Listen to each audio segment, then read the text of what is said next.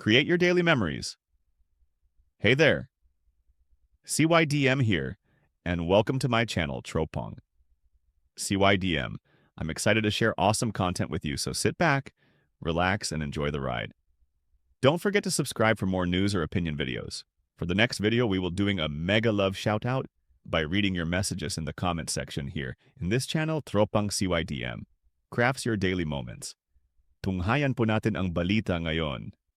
Courtesy, ang balita ngayon. FB, palubog na barko. Ganito inilarawan ni Cavite ika-4 na distrito Repeñor Kiko Barzaga ang Administrasyong Marcos Jr. kasunod ng lumabas na listahan ng DOJ, kung saan hindi isinama si dating House Speaker Martin Romualdez sa mga kakasuhan kaugnay ng flood control scandal.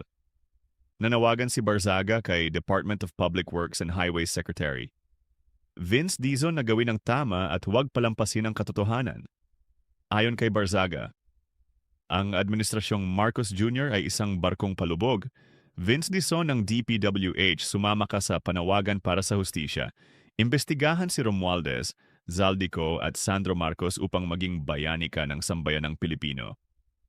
The Marcos administration is a sinking ship. DPWH Vince Dizon, join our call for justice.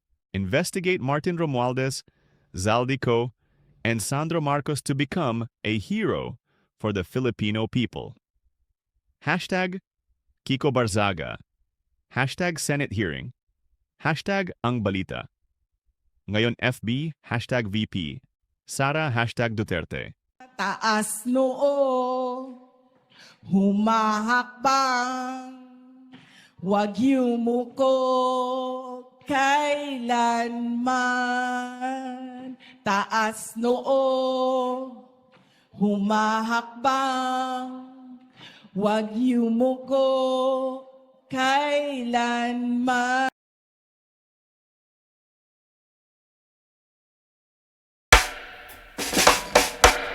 Love is clean and love is pure, and love is a thing that no doctor can cure.